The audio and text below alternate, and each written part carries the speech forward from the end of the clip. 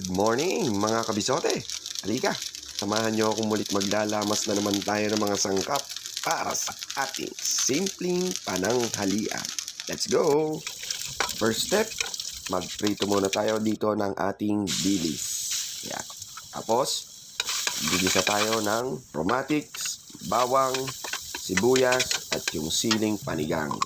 And then, meron tayo ditong chili sauce na chinchalo. Kahit anong chili sauce or chili garlic, pwedeng-pwede yan mga kabisote. Then, sunod na natin dito yung ating egg. Yan mga kabisote, ganyan. 3 itlog ang ginamit natin dyan. Tapos, mekos-mekos lang yan mga kabisote.